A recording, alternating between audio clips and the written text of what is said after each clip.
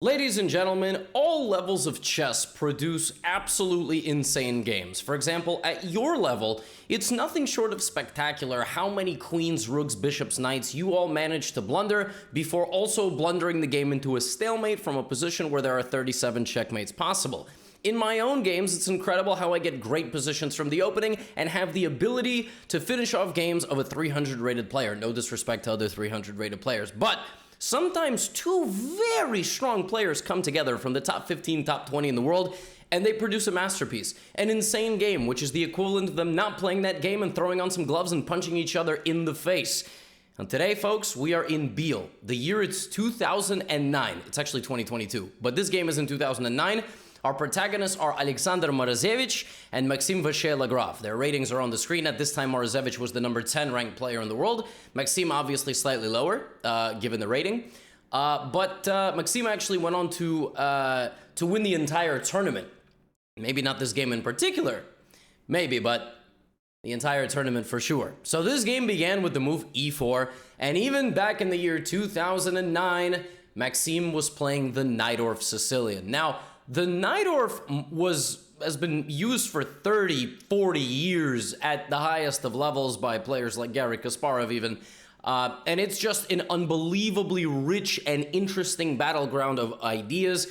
And prior to the years when engines knew everything about chess and the humans were like the stupid forgotten children of chess, there were many lines that people played all the time. And so Morozevich, in this game in particular, chooses f3. The idea of f3 is to disallow the black knight from going to g4, supporting the center. Bishop and queen will go here. Again, this is the idea. Long castle and boom, boom, boom. That is the idea. Now, MVL had faced this many times in the past.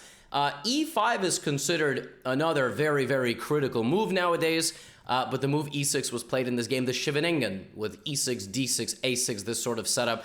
There's bishop e3, b5, and up until this point, I just mentioned all of these ideas. h6 temporarily prevents the move g5 because pawn will take and rook will open. All of this has been played before. No pun intended, because actually the move b4 was actually played right now. Maxime had played this against Hikaru, like earlier in that year. He had played this against Caruana, I believe, even like earlier in that year. The main line up until this point was black developing the bishop to b7. And then after white launches an attack, black plays b4, the knight comes out to a4, the queen comes out to a5, attacking the knight, and white defends it and tries to kind of fight off the attack. This has happened many, many times in the theoretical database. But MVL played the immediate b4, and now moving the knight to a4 isn't quite the same because the center pawn break d5 becomes available. And that is actually exactly what happens in this game, as MVL plays the immediate pawn break in the middle d5. Now, even this position, after 12 moves by both players, has been reached in hundreds of games, and Maxime himself, who actually did like a whole article and piece on this game, wrote, you know, here Morozevich started thinking for 25 minutes, and I just thought it was a bluff, because, you know, there's multiple moves here. Bishop f4 is considered and was considered kind of the main move. Black gets a fork, but then there's bishop h2, and the pawn is pinned, so that you're unable to take the knight. There's a lot of things that can happen here, like de, g5, take, for example. There's lines where like black might even sacrifice and do something like this. I mean, it's just totally insane position. This rook is now hanging, but the rook can go all the way down and become the black rook, but it's actually the white rook. It's like Among Us. I mean, I don't know what's going on, but in this game, Morozevich plays knight f4, which is a novelty. Nobody had ever played this move. It still invites a fork, but his idea is to sacrifice on e6. So he wants to take, open up black's king, and the reason Morozevich does it this way is now the bishop is open, and potentially Morozevich is going to be playing with 6 pieces against, maybe you could argue this is 3. Like, the king is not considered, he's considered the golden treasure, right? So like 3 pieces guard the king, white will have 6 pieces going down that side of the board.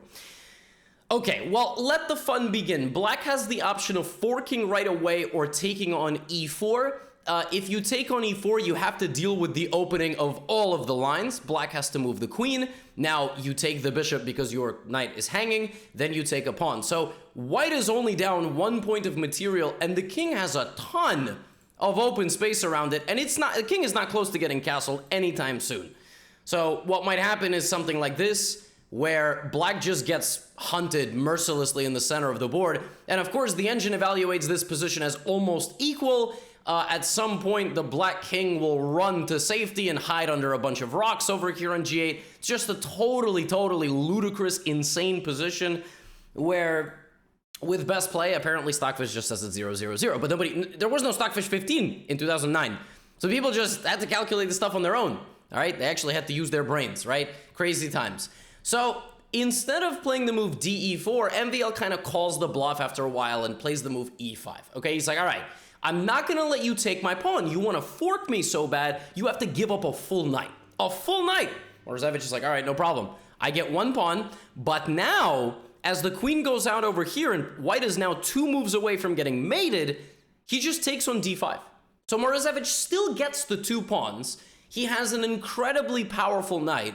He's still threatening at some point to blow this knight out of here. The bishop is 2 moves away from checking the enemy king. There is so much to think about here. MVL grabs on a2.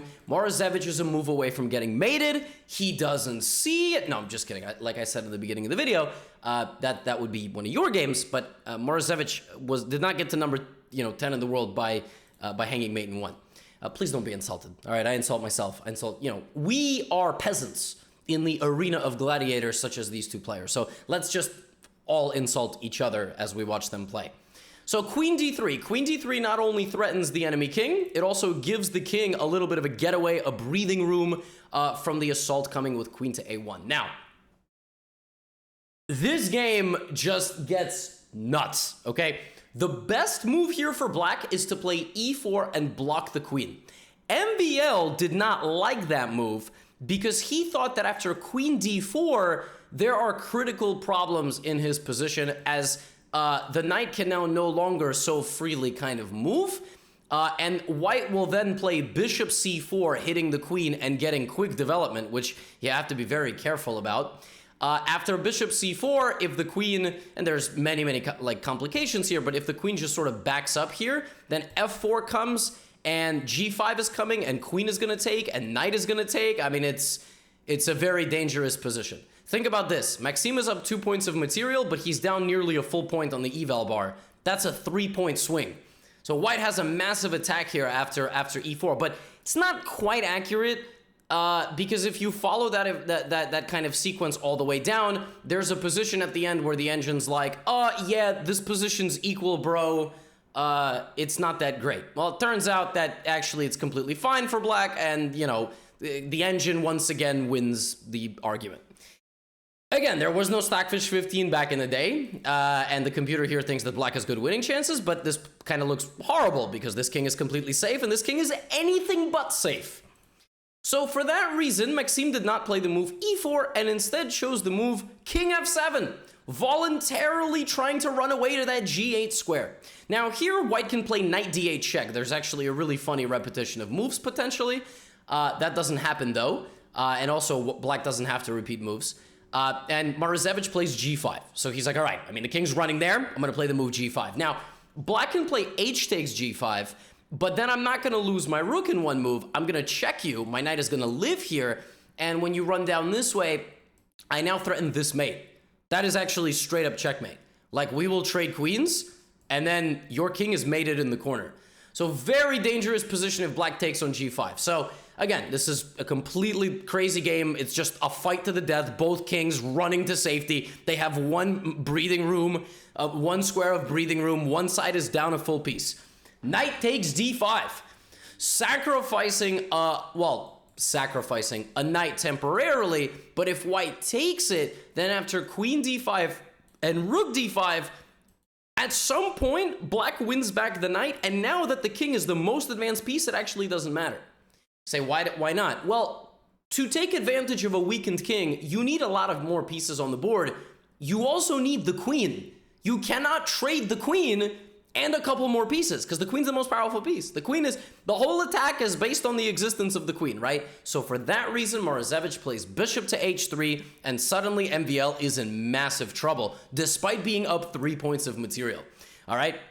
Why is he in trouble? First of all, the knight is now hanging. So this is guarded, the knight is now hanging. Second of all, the attack is still brewing. Knight d8, king here, bishop e6 is mate. It's actually just straight up mate.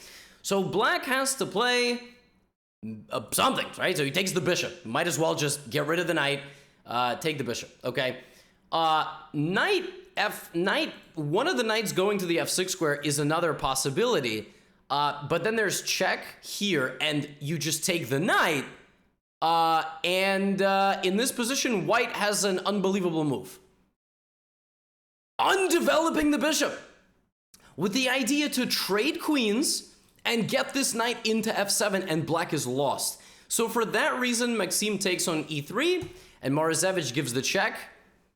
King e7, and now white is just enormously winning, tremendously winning, okay? Apparently, king e8 is the best move according to the engine, but after bishop takes d7, king takes d8, yeah, I don't understand how you play this as a human being. This is black's best option. A battering ram staring at you down the d-file, and the only reason bishop e6 does not win the queen is because knight d5 blocks the check.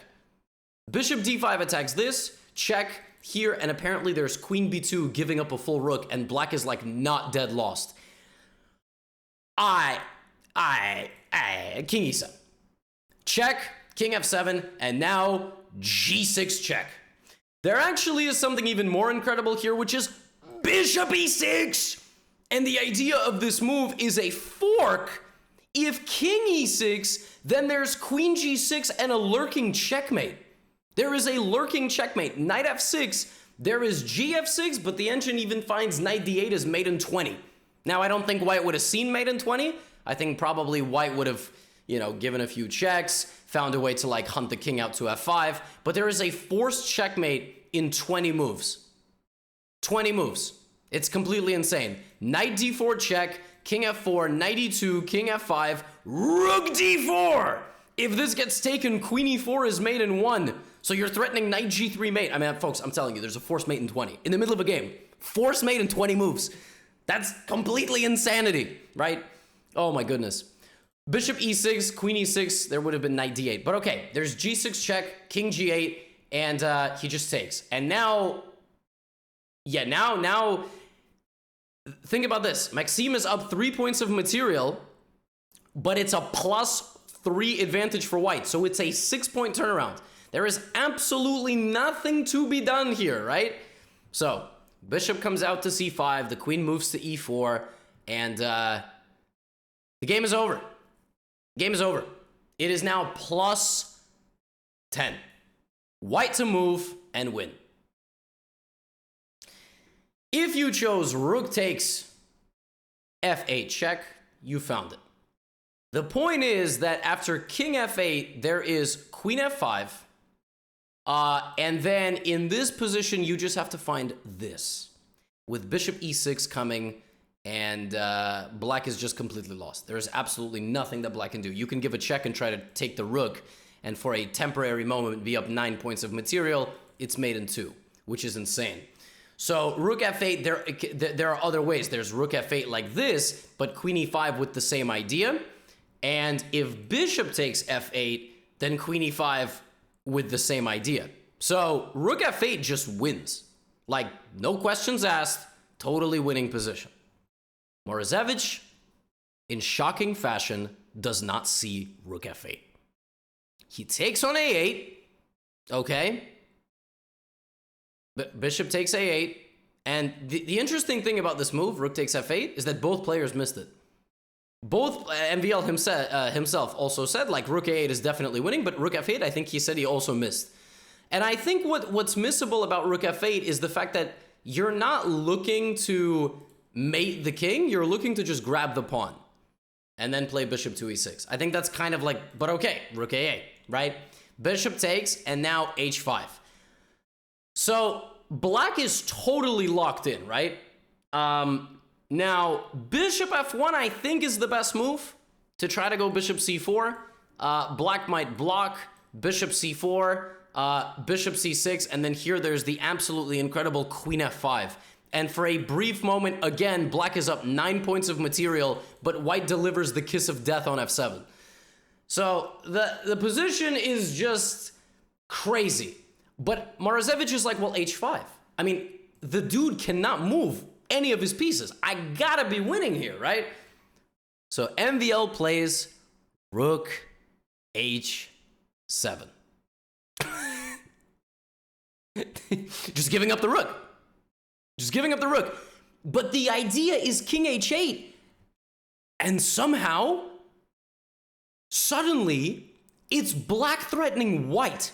The black king is totally safe.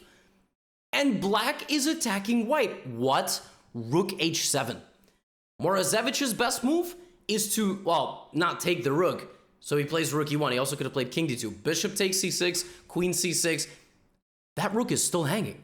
But it's actually better for white to not even touch it. The rook is just standing on h7, and it can be taken. Bishop d4. Here, king d1 is apparently the best move, with the intention after queen a1 check to run out to the f1 square. But Morozevich makes another inaccuracy and goes this way, and suddenly there's threats on the king on the dark squares. So let's just pause, take a look at the position.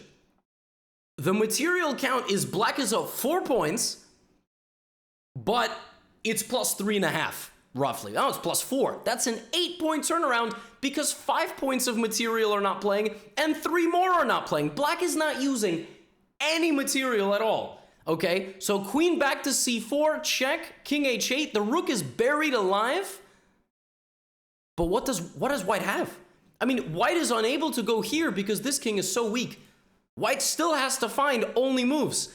King to d3, a5, and now queen goes down to c8. But all of a sudden, check, king to e4, and b3. And it's MVL's 2 remaining pawns that are able to move, that are going to ruin the defensive formation around the white king. a4! a4! The point of a4 is that if b takes a4 is played, queen b4 hits the king and the rook, and you'll notice that it's 0-0-0, right? Because the king will survive, okay? The king is going to survive, and I mean, there's going to be, right? So there's, so might be a draw. So a4 is played, rook b1, defending the pawn and moving the rook off the center line. Now queen b4, and suddenly white's king is in serious trouble. Check. We have queen d5, a threat of repetition. Queen infiltrates, bishop to g4, and now black is winning. It is -3. This rook has been hanging for 13 moves now. Black played rook h7 on move 27, if I'm not mistaken. Yup. It is now the 40th move. That rook has been hanging. The knight cannot move. MVL only needs 2 pieces to harass the white king. This game is lunacy. Queen f7. The threat is now made in 1 move. We have queen c2 check. King d5, queen c5, king e4. Where's the win? a2. Mate has been defended. Rook c1. Trying to sack the queen, the rook rather, and force mate. But look at this incredible move. a1 queen. Now, this bishop defends against both queens hanging. Have you ever seen something like this? What is going on in this game? White's king is standing butt naked in the middle of the board, having a little bit of a midnight episode. There are 2 queens. There are multiple pieces in jail in the corner of the board because the black king is being buried alive. Almost none of the pawns can move. What is happening? We have rook c5, bishop c5, and black is now totally winning, right? Queen e1. But how is black going to win? How is this going to work? Well, what happens next is that there is a trade, and in this position, the computer finds knight takes g6, which is a crazy move. Sacrificing 3 pieces at the same time, technically, because if you take this, this is now still completely trapped. but h5 is the winning move, threatening the bishop for the rook, at which point black will simply be in an endgame where he just has an extra bishop, and this will happen, and it will be winning. Now, there is a world in which you get buried alive, and then that king is literally buried alive. Like, that's no joke. He will never get out. Think about this. The king will never get out. Nobody can help the king anymore unless this becomes a queen. So, knight takes g6 wins because black has this h5 idea. But in the game, MVL chose to move his bishop. And now suddenly after bishop f5, it's not so clear. How is black ever going to get out? Because there is no f5. There is no h5 anymore, right? This doesn't work. You just lose the rook. Oh my goodness. Now king e5. How are you ever getting out? None of your pieces can move. If you move the rook back, which obviously is the idea, what is the point? What? Like this? Oh my goodness. Knight to h7. If you take it, king f7, the rook is out. But what about the pawn? Who's going to be responsible for the pawn? You did the first thing, but how do you win? Well, MVL said it himself. You need to stalemate white's king, forcing the bishop to move, g5, en passant, and then the h-pawn goes. Okay? And then nobody needs to defend h8 anymore except the, right? Because right now only the rook is defending h8, right? So, f4, bishop c1, f5. This position is totally insane. I mean, it has had everything. Both sides have been totally winning for a move. Now we have a position where one guy's up a full rook, but he can't move any pieces. He's stuck in a loop. What? How is that possible? Bishop d2, king d6, bishop e1, king d7, bishop b4. Oh, now the king's got a little bit less moves, right? King e5, bishop a3, king d4, king c3. We're going for the pawn. Now this bishop can't move. All right? We're trying to not let the rook out. It looks like a total defensive fortress. The white king is just dancing around the board. Because again, if this rook moves and goes this way, there's a queen. You need to make white move and play g5. How are you going to be able to do that, right? How are you going to... How? How will this...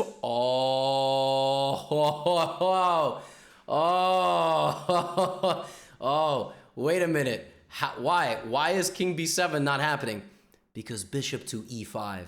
And the second that the king goes to the side of the side rank, you have, for example, check here, bishop d6, at which point the king suddenly is totally out of moves. And you are threatening to mate it in a handful of ways. Okay? For example, now if bishop f7, you can play rook d8, bishop c5, and then checkmate. So MVL finds a technique here to stalemate white, and play the move g5, trying to get a runaway pawn, but that's not the point. The point is that the bishop covers all the promotion squares, and the rook can finally move. And that zombie rook, which survived 20 moves of getting captured, decides the game as mate is now completely unstoppable. Are you not entertained? What a game.